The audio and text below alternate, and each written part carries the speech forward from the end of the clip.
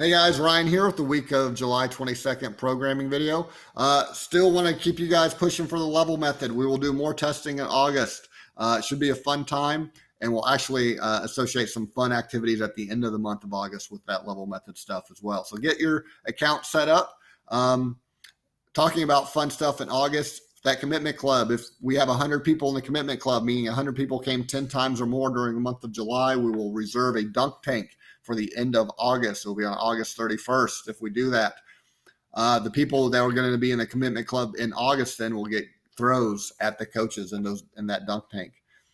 Next Back to Basics boot camp in Stanton starts August 17th. Where we'll start doing information sessions with that this coming week as well. So friends and family that are interested, I know we'll fill this up to capacity. So make sure they get a chance to come to those information sessions if they want to jump on that Back to Basics boot camp after school starts.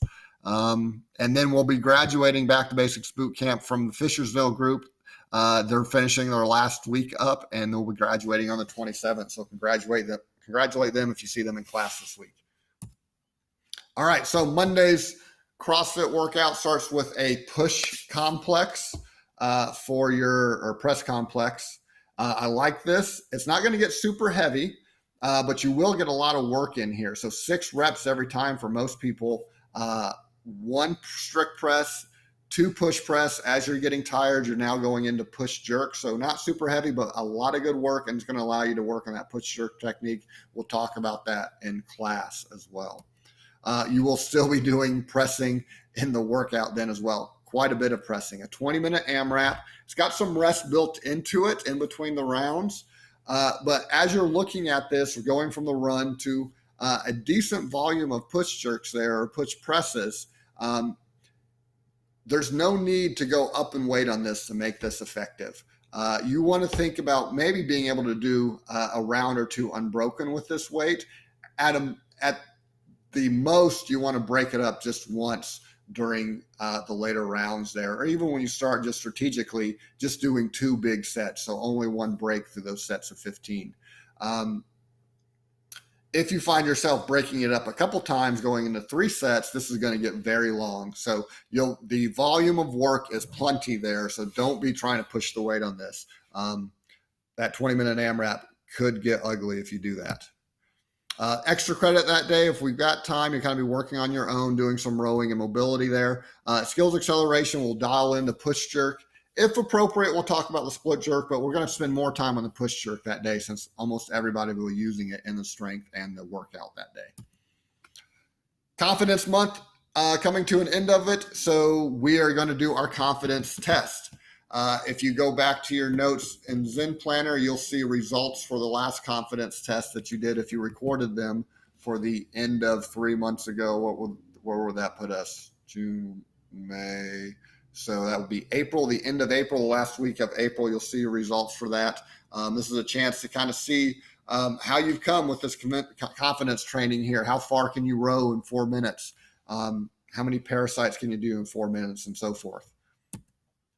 On Tuesday for CrossFit, I like this workout as well. So you've got to complete, for most people, a series of strict pull-ups or banded pull-ups. And every time you stop and break, you do goblet squats. Eventually, though, you will stop having to do the penalty sets if you chose poorly in your scaling options. You'll just finish out the work. But hopefully you're only doing 4 or 5 penalty sets to get through all the pull-up work here. You'll take strategic breaks. That's the best way to do this. Don't go to failure. For the best people doing pull-ups at the purple level, 60 strict pull-ups, those people are going to be breaking up pretty strategically. So we're talking about at most sets of 12 to 15, and that's only in the beginning stage. So if you're doing the banded pull-ups, then you want to think about banding yourself using the bands to assist yourself so you can't do more than 12 at a time. If you're doing more than that, then you probably could use less band assistance there. If you're not doing the banded pull-ups, we have other options for you as well with the ring rows. And then we've got a core finisher that day, plus some extra credit for the posterior chain. So lots of work that day. Vitality and CVC, always lots of work. There's no escaping it. What I like about this is we're introducing a new movement, this bicycle squat. and it's paired with the Cossack squat. So you're going to find every aspect of your legs work that day. Won't be super heavy, but the bicycle squat will target the fronts of the legs. You know that Cossack squat is going to work on the mobility and stretching out the inside and the back side of your legs. So interesting sequence for this vitality workout. Remember, you've got to be conservative to make it through that work.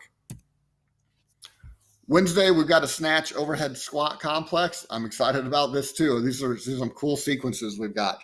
Going from hang power snatch into your overhead squats. For most people, I think they'll be limited by the hang power snatch as opposed to the overhead squat weight. But hopefully you're working into a weight that is going to be challenging for both the snatch and the overhead squats that you're doing that day. So we'll talk about both of those movements, and then we'll spend plenty of time with both those movements because we have a short workout there, and we'll go in heats, so you'll be able to cheer each other on if you need to through the entire 5-minute AMRAP here. Trying to get into that second round, completing your rows, your heavy kettlebell swings, and your burpees over the kettlebell. So this is all about lactic tolerance, feeling that burn, pushing through. You know it's short, keep it intense. You can do that work. And then the extra credit is an arm pump. We'll talk about power snatches and the skill acceleration.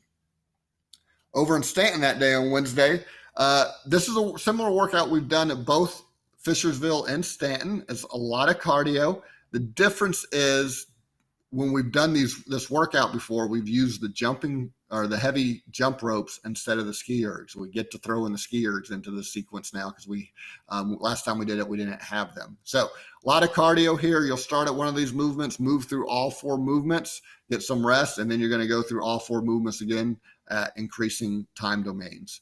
Not a whole lot to teach that day because it's mostly cardio stuff, so we're going to allow some time for a core finisher over there as well. Thursday, we've got back squats, building to some heavy sets there. And then dumpster diving is the workout. So you'll get heavy on the back squats, but you'll get a lot of volume squats in on the wall balls. Notice, though, those are some heavier wall balls than what people are used to. So this is a pretty daunting workout here. 10 rounds for time with a good, strong, strict push. All the wall balls you got to do at a heavier weight than probably you're used to, and then your walking lunges.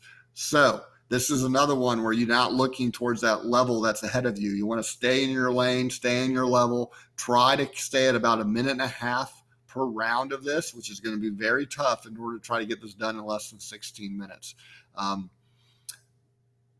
This will be tough, so make sure you're not trying to push beyond what you're capable of doing it here. So 60 push-ups is going to start to get rough with all the wall balls you got to do. 40 strict dips, 60 strict dips, that's going to be tough. So don't over push or overestimate your abilities on this one. Just get the work done and keep moving. And then we'll cool down with some rowing there, what we call an aerobic recovery. Oops, almost forgot my CVC workout that day. It's a commitment workout. I love this series of movements. The interesting movement there is a weighted single arm rack pendulum lunge. So essentially you'll spend half the time of that 45 seconds of work moving one leg back and forth, lunging forward, lunging back with a weight to get you to that 8, that high intensity feel for that commitment effort. And then you'll go to the other side. So your legs will be feeling it, whether you're doing CVC or CrossFit that day. Friday's a partner workout.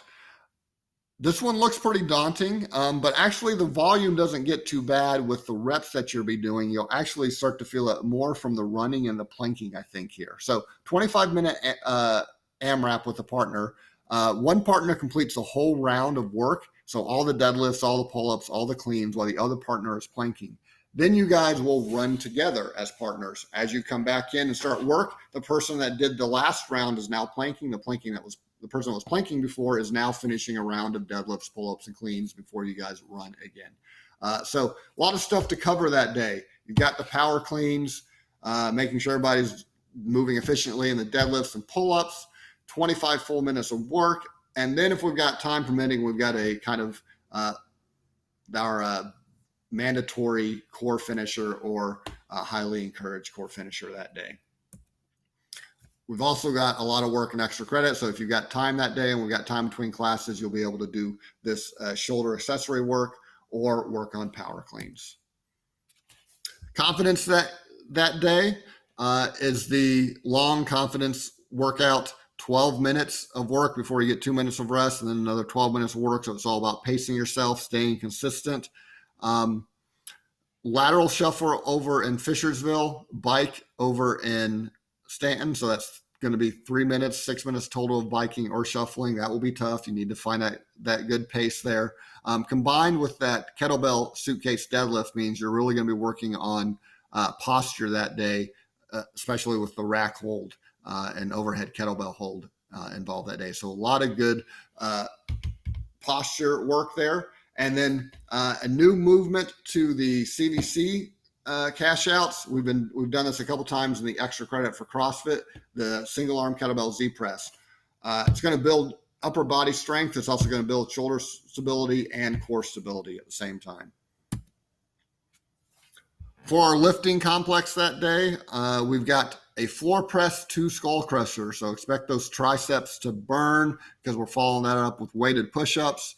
And then we'll crush the upper body with a shoulder complex to burn out that work, that class that day. The 9 o'clock testing class for level method, we'll be doing rings and running. Remember, you don't have to do the full mile run to be able to participate in this test. It starts out with just doing a 200-meter jog continuously or a 400-meter jog continuously. And then maybe how fast does that 400-meter run get? If you're just doing the 400-meter version of this and not doing a full mile run, we've still got work for you to do. You'll take a rest and do another 400-meter run, and then we've got extra credit to round out the full class of work there. Vitality work that day. We know vitalities, we've got to pace ourselves here. This is going to be a lot of work between the skier, the ladders, and the clusters. The windmill is the only chance to catch your breath. If you don't know what a cluster is, you'll find out that day. It's a clean to a thruster. So you know that's going to be a fun movement. Be conservative with the weights on that. All right. See you guys this week.